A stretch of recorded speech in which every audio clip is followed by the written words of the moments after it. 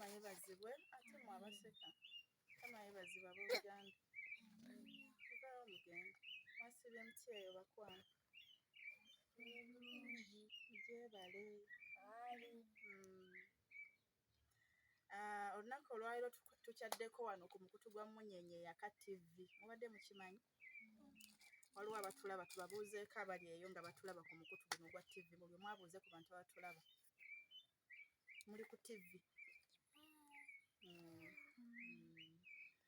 Tubaaniriza bannamunyenye Eyaka yakoze okuseeya eyake yeekire ekkubo ge mazima bwe bulamu. Tubalamusizaako mu linnya lya Mukama waffe Yesu Kristo.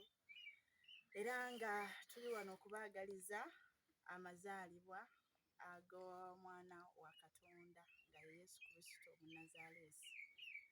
Wamu n'omwaka omuggya gubabeerere gwa mirembe, gubabeere gwa ssanyu, gubeere gwa bibala, gubeere gwa buwanguzi. Kye kituleese. Mugenda kuba nga mubuuzaako buli omu mu mannya ge, twagalize abantu bano abatulaba omwaka omuggya wamu n'amazaalibwa gaani. Ntandise na mukyalaani, bakuyitaani amannya go? Tewali n'omu awulidde. Tegera amannya go. Shanita. Nassande Shanita, yagalizaako omuntu akulaba omwaka omuggya n'amazaalibwa ga Kristo.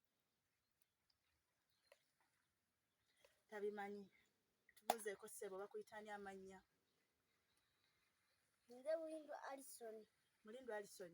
Tusanyusa okulaba. Yagalizaako omuntu akulaba amazaalibwa ga Kristo n'omwaka omuggya ogw'emirembe n'essanyu. Awo oba omwagalizza.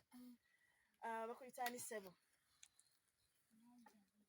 Yogera eri ng'otunuddeyo. Oyagalizaako omuntu omwaka ogujja n'amazaalibwa ag'essanyu.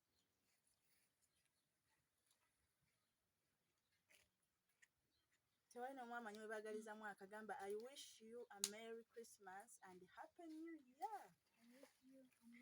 Tunula wali. I wish you a Merry Christmas and Happy New Year.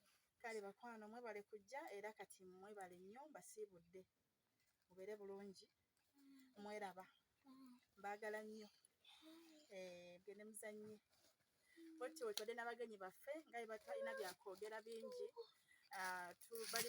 Bamanyi kimu kuzannya okusinga ndowooza n'okulya bye baba bakoze ki mu bye babawadde. Kati olunaku lwaleero njagadde tuleke kyandiikibwa owooluganda gy'oli andaba kye tuba tugabana. Mugende muzannye.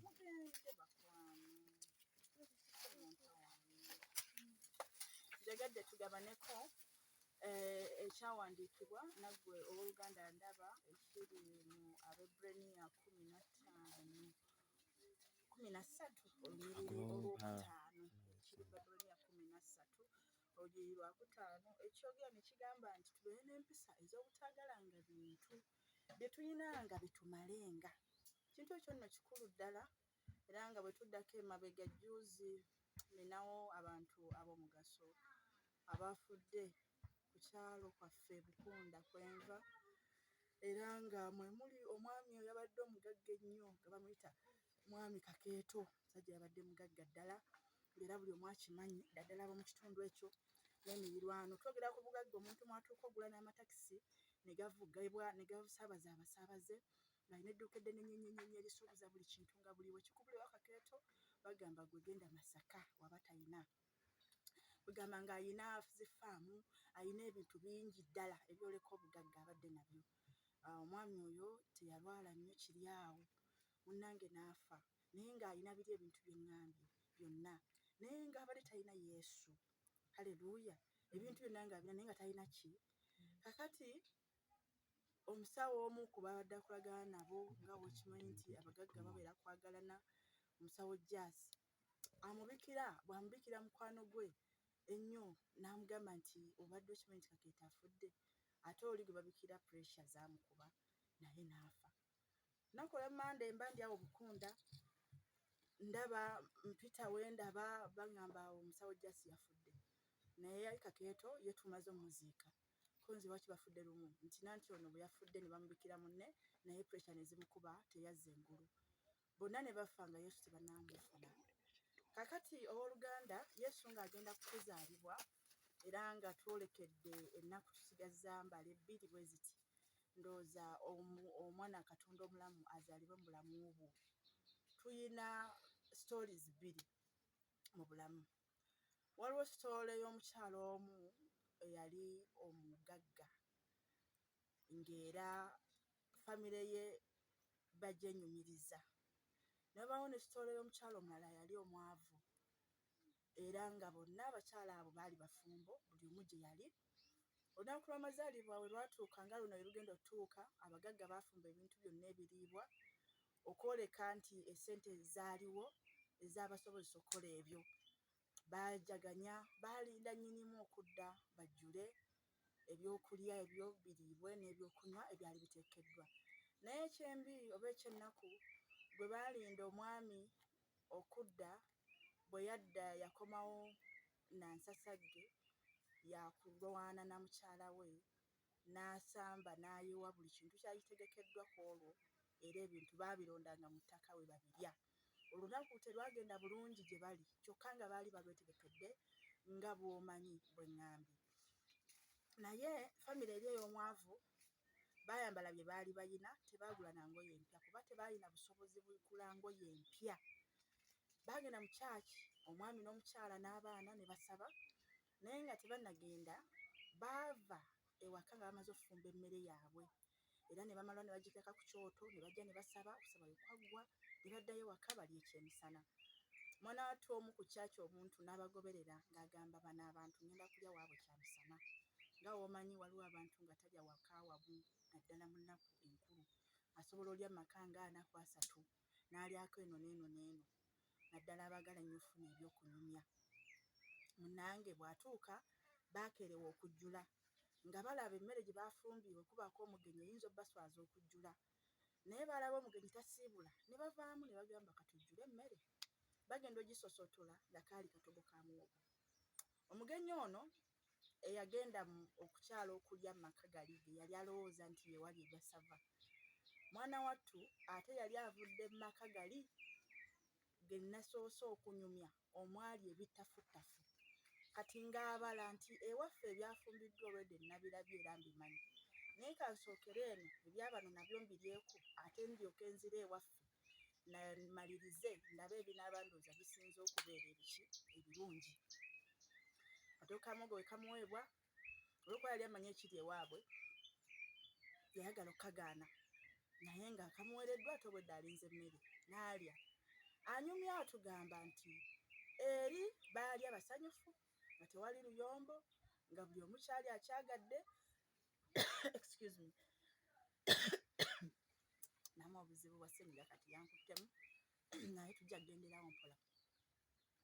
N'agamba agenda okuvaayo okudda eno eka, emmere baagirya bagironda mu ssubi, baagirya bagironda mu ttaka kuba yonna olutalo terwagirekera mirembe. Mu bino tuyiga ki?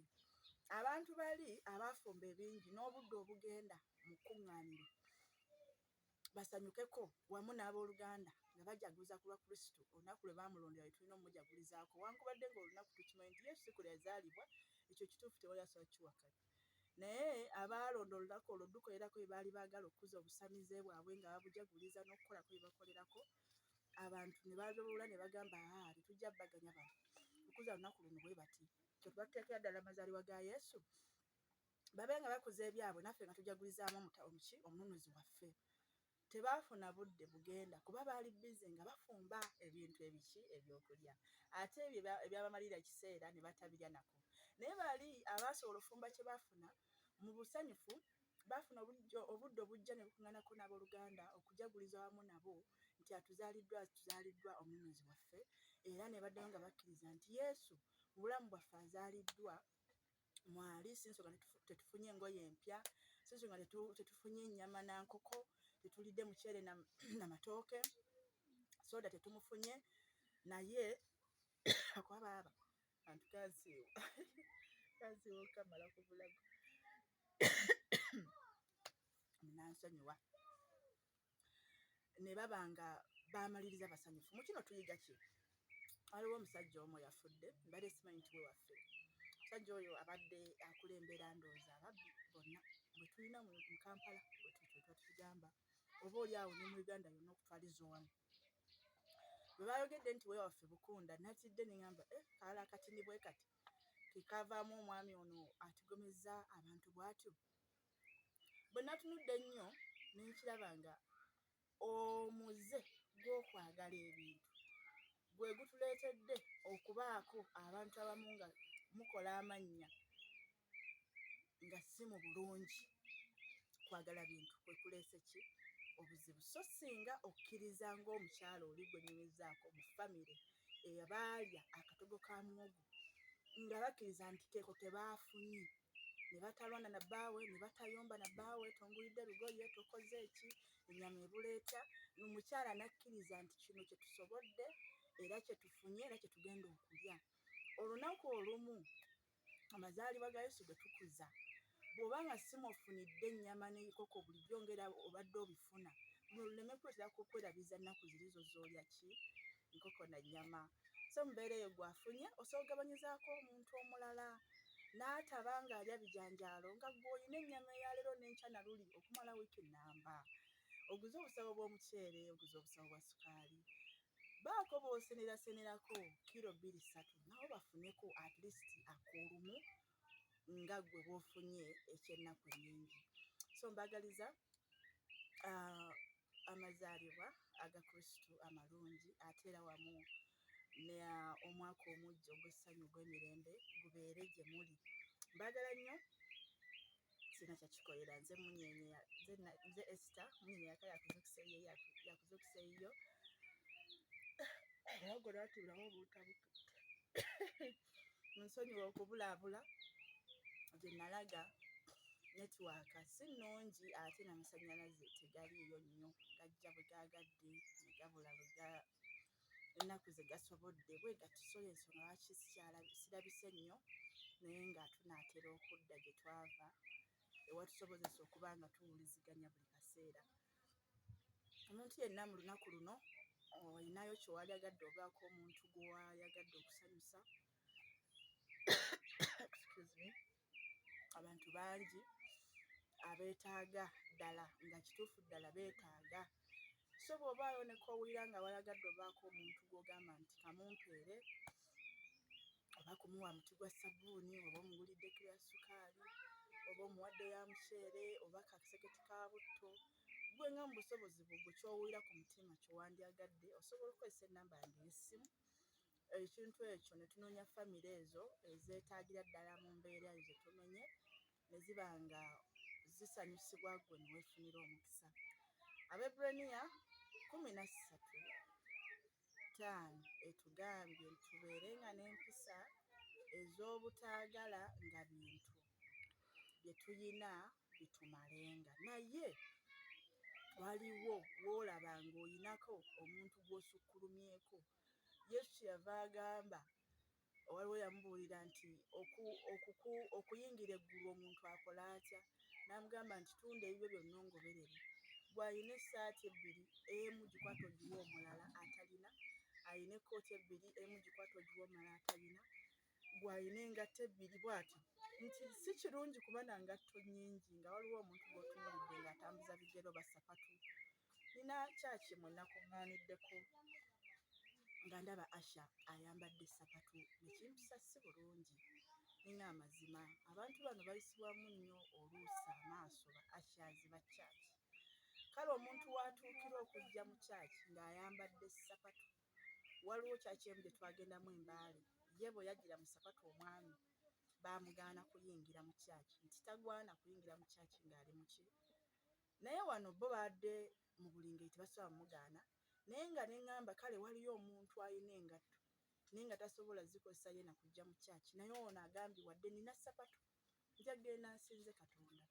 Kale tetulekeraawo kugabanyiza ku bannaffe bintu, w'olaba nga waliwo eyeetaaga ng'olina ekisukka mu 1-2 toolako oba oli atalina, ate omukisa ogwetwalire.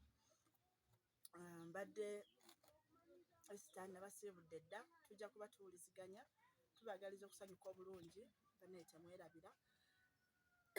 Yesu ly'ekkubo, lye mazima bwe bulamu, ye mulokozi, ye mununuzi, ky'otafunye mwaka guno kkiriza nti omwaka ogujja Katonda agenda kutandika naawe. Togwamu maanyi, towanika. Mukama akumanyi ate era akwagala. Mubeere bulungi, mwalaba.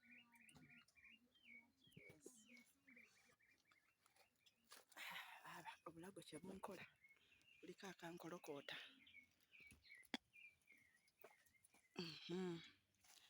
Timbaagaliza ssekukkulu ennungi. Bulago teyagaliza bantu ssekukkulu? Baagaliza ssekukkulu ennungi n'omwaka omujja Christmas mugiyitemu bulungi, omwaka gutandike nammwe mu linnya lya Yesu Kristo, amiina. Ssekukkulu ennungi. Baaba aguriini ko bambi kyekyo. Aguriini kaasomye. Sobi yafudde ye omuceere gwa Krisimansi gwamusubye. Ennyama yaffe tugenda ogirya mazima. Naye nga lwaki aba afa talokose? Ngenda kulya sobi? Sobi bamulya. Mulya abantu? Ennyama ya sobi gye yaliridde si ye gwe mbadde ntegeeza. Ennyama y'ente gye yandiridde ffe tugenda ogirya. Tugenda lya ennyama ye.